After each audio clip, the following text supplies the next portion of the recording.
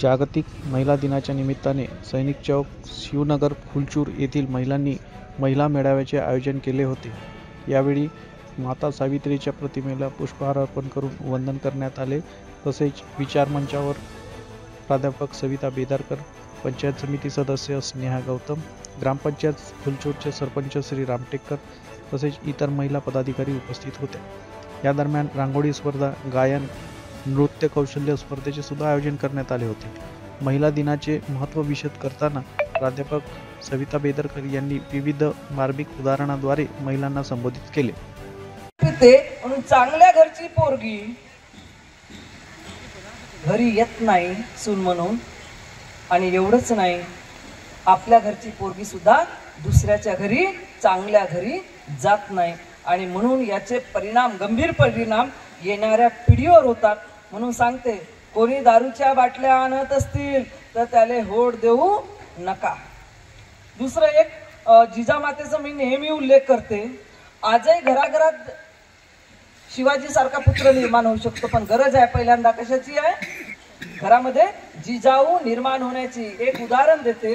शिवाजी महाराज 7 वर्षाचे असताना पुण्यामध्ये तमाशाला, आता तुम्ही माझ्या तोंडाच्या समोर राहाल तर त्या बायाले का दिसल, आणि त्या बाय भाषण त्या ऐकावला आल्या, त्या जुळ्याला तर सारीच पोरे तमाशा पाहायला गेले. गावातले लोकही तमाशा पाहायला गेले. पहिले मनोरंजनाची साधनं थोडी होती. मोबाईलवर, टीव्हीवर, मग सारे पोरं तमाशा पाहायला केला का भाऊ? राजमाता जिजाऊला सांगते. आता जिजाऊन असं म्हणायला पाहिजे, सारेच तर पोट्टे तमाशा पाहते, माया पोट्ट्याने पाहिलं तर बिघडलं कुठं, असं होतं ना. सारेच तर पोट्टे जवान झाल्यावर लग्नामध्ये कोणता नागिन डान्स करते नाही का, आणि नागिन डान्स करण्याच्या पहिले नवरदेवाच्या खिशातले सारे पैसे काढतात ना, टिल्ली मारून येतात. राग मानू नका, पण हे फॅक्ट आहे. आणि नाचतात. माय काही म्हणत नाही, जवान बाई नवऱ्याला काही म्हणत नाही, बाई पार्टीमध्ये तर पिते, असा का रोज पिऊन येते का, रस्त्यानं गंडत येते का, लोकांच्या घरावर जाते का, ह्या बाया समर्थन करतात. मग काय म्हणत होती आता, तशी जिजाऊ तशी करत नाही. ती धावत धावत येते, मुठी आवडते, त्याचं बकोट पकडते शिवरायाचं, आणि 2 पाठीवर बुक्क्या देते. हा शिवराय प्रश्न करतो, आई सारेच तमाशा बघतात, सरदार तमाशा बघतात, सैनिक तमाशा बघतात, गावातले सारे लोक तमाशा बघतात, माझ्याच पाठीवर तू बुक्की का मारली आहे? उत्तर बघा, या देशाला, या महाराष्ट्राला मला बाया नाचवणारा नाही तर बायांची इज्जत वाचवणारा शिवबा मला द्यायचा आहे, म्हणून मी तुझ्या पाठीवर बुक्की मारलेली आहे. महाराजांच्या दरबारामध्ये बाई कधी नाईचा सन्मान करणारा राजा म्हणजे छत्रपती शिवराय. अरे उदाहरण कसं दिलं जाते, शाहिस्तेखानाची जेव्हा बोटं कापली जातात ना, बोटं कापल्यानंतर ते भाची असते शाहिस्तेखानाची. पूर्वी मुस्लिम सैनिक हे जनाना घेऊन जायचे, त्याची बहीणही होती सोबत. ते भाची तिथंच पिंपात लपून बसते, पण त्या शाहिस्तेखानाच्या बहिणीला काय वाटते की शिवा किंवा त्याचे शिपाई यांनी तिला गायब केली. ते आपल्या भावाला काही किलोमीटर अंतरावर गेल्यानंतर म्हणते, भाई जान गजब हो गया. बोले क्या हुआ क्या? बोले ओ तुम्हारी जो भांजी है वो दुश्मन सिवा या उसके सिपाही के हाथों में पड़ गई. न जाने वो दुश्मन सिवा या उसके सिपाही उसके साथ क्या सलूक करते हैं. हा शाहिस्ते खान काय म्हणतो, त्याच्या बुर्जीमध्ये लिहिलंय, डायरीमध्ये, वो दुश्मन सिवा किसी की उंगली काट सकता है, किसी के हाथ काट सकता है, किसी की गर्दन उड़ा सकता है, लेकिन किसी के बहन या बेटी के तरफ नजर उठा के नहीं देख सकता. चारित्र्य कोणाचं आहे? महाराजांचं. शिकवण कोणाची आहे? आईची आहे, आईची. म्हणून म्हणतात लोक, माय तशी बेटीनं कणिक तशी. बापाचा काही रोल नाही राहत विशेष, बापाचं काहीच रोल नाही राहत. रोल कोणाचा राहते? आईचा. बरं, आई जशी सांगल तसं ते पोरग आकाराला येत असते. अरे हा शिवाजी आपल्या आया बहिणीशी कसा बोलतो, सॉरी इतर स्त्रियांशी कसा बोलतो, जसा तो आपल्या आया बहिणीशी बोलतो. आणि ज्या दिवशी शिवाजी महाराज मरण पावतात 2 महिन्यानं, साफी मुस्तफा, कारण दळणवळणाची साधनं नव्हती, औरंगजेबाच्या दरबारात होतो, आणि आणि जी गोष्ट फुकटात मिळते तिची किंमत राहत नाही. घर की मुर्गी दाल बराबर.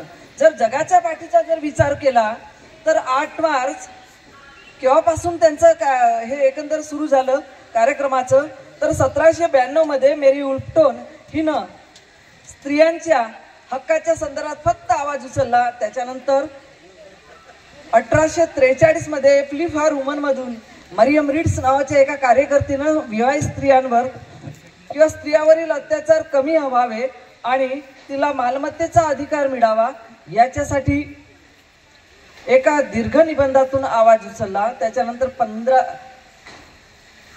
1855 मध्ये बार्बारा लिक स्मिथ नावाच्या कार्यकर्तीनं विवाहित स्त्रियांना मालमत्तेचा हक्क असावा, स्त्रियावरील अत्याचार थांबावे याच्यासाठी वारंवार लँघम पॅलेसमध्ये सभा घेतल्या.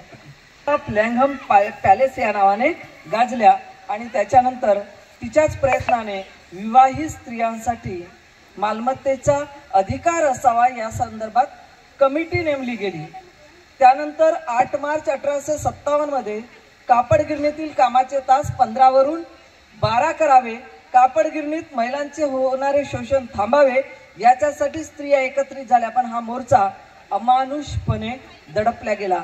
त्याच्यानंतर 1907 मध्ये क्लारा जेटकिन नावाच्या समाजवादी कार्यकर्तीने स्त्रियांना मतदानाचा हक्क मिळवून देणे हे समाजवादी स्त्रियांचे कार्य आहे याच्यासाठी तिने स्टुटगार्ट येथे मोठी सभा घेतली आणि त्यानंतर 8 मार्च 1908 मध्ये न्यूयॉर्क येथील कापड गिरणीतील स्त्रियांनी रुडगर चौकात कामाचे तास 12 वरून 10 केले जावे, कामाच्या ठिकाणी होणारे महिलांचे शोषण थांबावे, लहान मुलांचा वापर थांबावा आणि त्यांना मताचा अधिकार मिळावा याच्यासाठी मोठा 30,000 स्त्रियांचा मोर्चा काढला आणि तो मोर्चा सक्सेस झाला.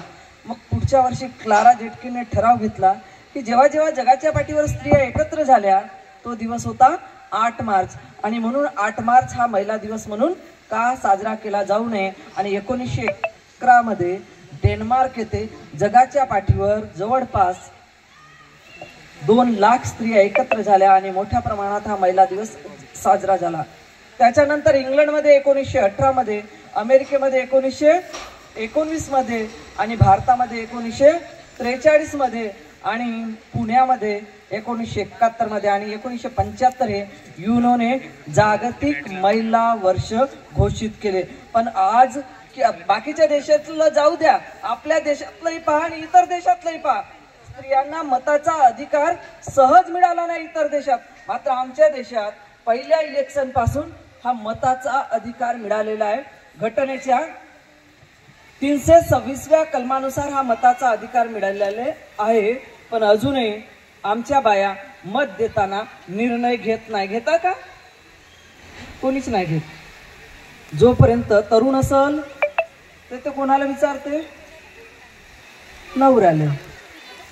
पोरगी असल तर बापाले आणि बुजुर्ग असेल तर मुलाला. काय विचारते?